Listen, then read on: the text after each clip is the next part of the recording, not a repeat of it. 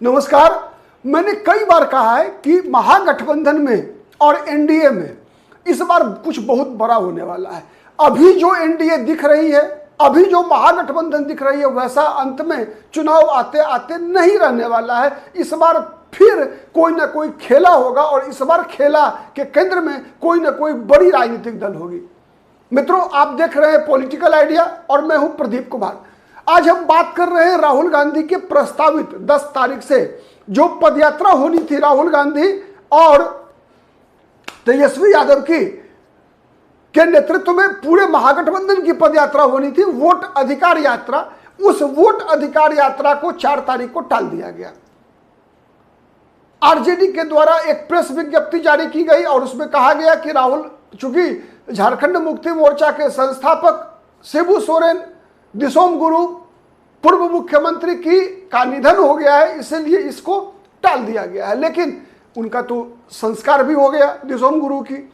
उसके बाद एक और जो शक था कि राष्ट्रपति चुनाव के संबंध में इंडिया का मतलब जो इंडिया अलायंस है उसकी बैठक राहुल गांधी ने आहूत की है, तो वो तो 8 तारीख को ही है। 10 तारीख को क्या राहुल गांधी की प्रस्तावित जो दौरा था वो बेंगलुरु का, वो पहले ही रद्द हो चुका था। तो फिर सवाल ये उठता है कि रद्द क्यों किया गया। अब सूत्रों से जैसे जानकारी मिल रही है उसके आधार पर राहुल गांधी का ये कहना है कि भाई आपने जो ये वोट अधिकार यात्रा पदयात्रा, चूंकि ये कार्यक्रम दिया हुआ था आरजेडी की तरफ से, इस कार्यक्रम को तैयार किया था आरजेडी ने, तेजस्वी यादव की तरफ से इसकी तैयारी की गई थी, प्रस्ताव दिया गया था, राहुल गांधी ने उसके लिए हामी भर दी थी।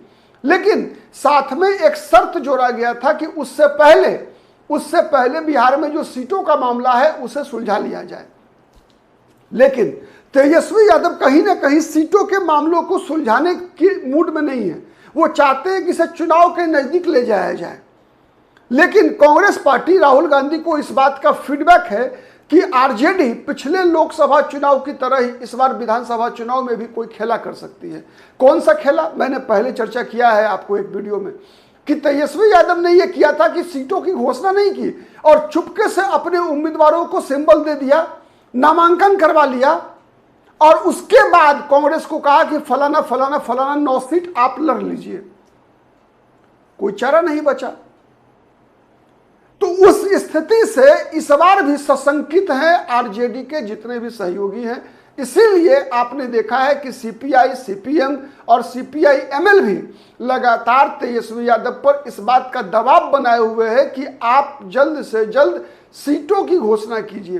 केवल सीट की संख्या नहीं बल्कि सीट भी चिन्हित किया जाए जल्दी से जल्दी, जिससे कि हर राजनीतिक दल अपने अपने उम्मीदवारों का चयन करने की प्रक्रिया को शुरू कर सके। क्योंकि उम्मीदवार जो है वो तो निर्भर करेंगे ना क्षेत्र पर ना कि कौन सी विधानसभा सीट कांग्रेस लड़ेगी। तब तो कांग्रेस पार्टी अपने यहाँ जो स्क्रीनिंग कमेटी बनाई है कांग्रेस पार्टी ने, उसमें प्रमोद तिवारी हैं, इमरान मसूद हैं, ठीक है, जो रमेश चेन्नितला जो केरला के कांग्रेस के नेता हैं वो है स्क्रीनिंग कमेटी में। तो ये सब लोग जो उम्मीदवारों का सिलेक्शन करेंगे तो सीट जब मालूम हो तब तो यही बात राहुल गांधी ने कही थी उस दिन भी जब आरजेडी ने यह प्रस्ताव किया था कि वोट अधिकार यात्रा पदयात्रा जो है बिहार में 18 जिलों से होकर गुजरेगी, ठीक है, और उस पहले चरण में और उस पदयात्रा में राहुल गांधी और तेजस्वी यादव दोनों रहेंगे।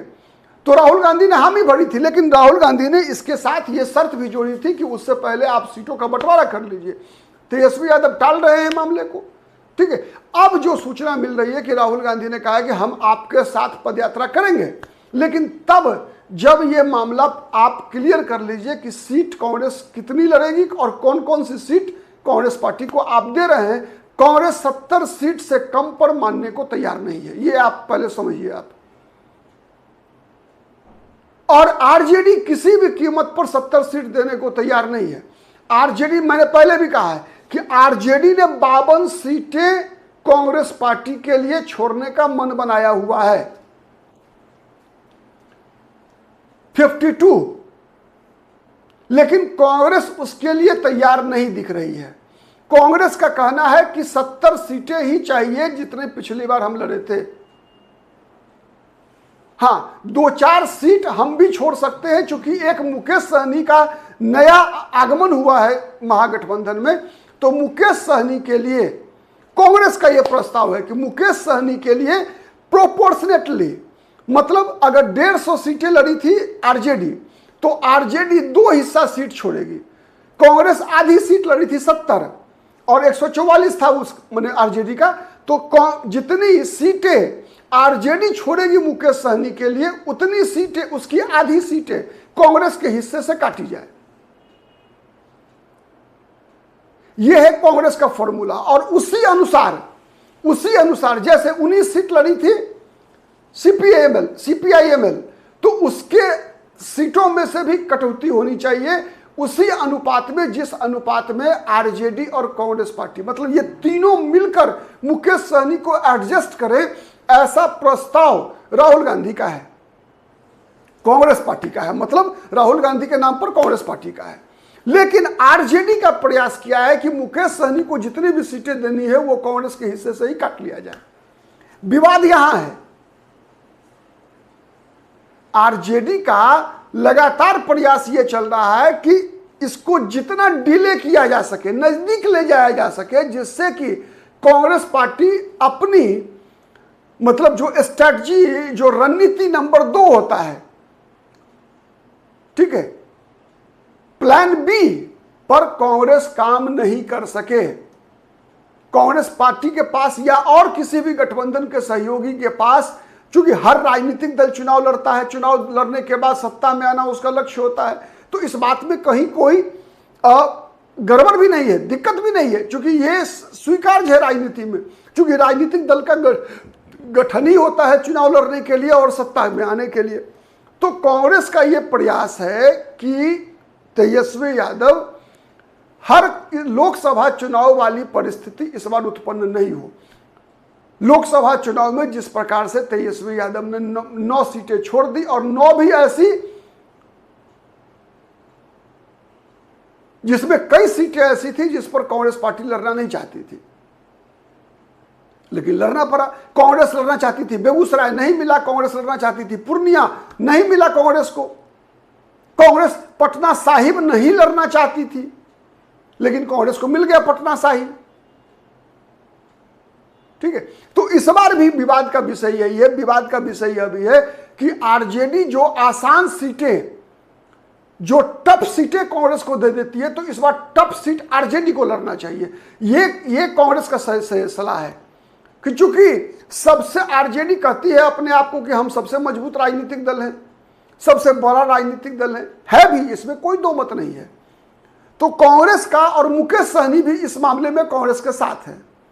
मुकेश सहनी और कांग्रेस दोनों का दबाव है कि आरजेडी जितने भी बिहार की मुश्किल सीटें हैं वो आरजेडी को लड़ना चाहिए, क्योंकि सबसे बड़ी दल, सबसे बड़ी ताकतवर पार्टी आरजेडी है। लेकिन आरजेडी का प्रयास क्या होता है, हर चुनाव में देखेंगे कि जो सबसे मुश्किल सीट होती है, जैसे पटना में देखेंगे आप, पटना साहिब है, विधानसभा चुनाव में बांकीपुर है, कांग्रेस को दे देती है कि लड़ लीजिए, और वह सीट ऐसी है कि कांग्रेस किसी को भी उम्मीदवार बना दे, शत्रुघ्न सिन्हा का बेटा ही लव सिन्हा क्यों ना आ जाए, लेकिन जितना मुश्किल हो जाता है, चूंकि पटना का समीकरण ही ऐसा है। ठीक है, तो अधिकतर जो शहरी विधानसभा सीटें हैं वो कांग्रेस के मत्थे मर दी जाती है, और केवल 2-4 ऐसी शहरी सीटें हैं जो कांग्रेस पार्टी जीतने में की स्थिति में होती है, और वो भी जीत संजोग से होता है। चूंकि लगातार 5 चुनाव 4 चुनाव बीजेपी लड़ते आ रही है, जीतते आ रही है, तो लोगों को लगता है कि यार इस बार हरा दो इसको। जैसे औरंगाबाद, ठीक है, औरंगाबाद में रामाधार सिंह लगातार चुनाव जीतते आ रहे थे, लोग बीजेपी में आंतरिक गुटबाजी भी इस प्रकार का था जिस कारण से वहां पर बीजेपी की हार हो गई। वहां आनंद शंकर सिंह जो कांग्रेस के उम्मीदवार थे जीत गए चुनाव। अब बक्सर ले लीजिए, बक्सर शहर की सीट मुन्ना तिवारी संजोग से जीत जाते हैं वहां, इसलिए कि बीजेपी के अंदर भीतरघात होती है। मतलब वहां बीजेपी विरोधी वोट से नहीं जीतते मुन्ना तिवारी, बल्कि वहां बीजेपी के अंदर जो अंतर विरोध है उसका लाभ मिल जाता है वहां कांग्रेस पार्टी को। तो मतलब जो स्ट्रैटेजी, तो इस विषय पर भी जो है कांग्रेस पार्टी पहले ही फड़िया लेना चाहती है आरजेडी के साथ, लोकसभा चुनाव वाली स्थिति नहीं आने देना चाहती, और इन्हीं सब मुद्दों के कारण राहुल गांधी ने बिहार का दौरा टाल दिया है और बिहार का दौरा अगर करेंगे भी तो जैसी सूचना है उसके आधार पे जब तक सीटें नहीं फाइनल होगी तब तक तेजस्वी यादव के साथ कोई कार्यक्रम राहुल गांधी नहीं करेंगे। बिहार आएंगे लेकिन तेजस्वी के साथ मंच शेयर नहीं करेंगे। आप देख लीजिए जनवरी से क्या स्थिति है। इसलिए कांग्रेस का स्पष्ट है संदेश, पहले सीट फट जाओ तब ज्वाइंट कोई भी कार्यक्रम होगा, तब मंच एक साथ सजेगी, अन्यथा एकला चलो की रणनीति चलती रहेगी। चलिए, राजनीति तो परिवर्तनशील है, कब कौन पलट जाए कहना मुश्किल है। बिहार में तो वैसे भी पलटू राम का राज्य है। आज के लिए इतना ही, बहुत बहुत धन्यवाद।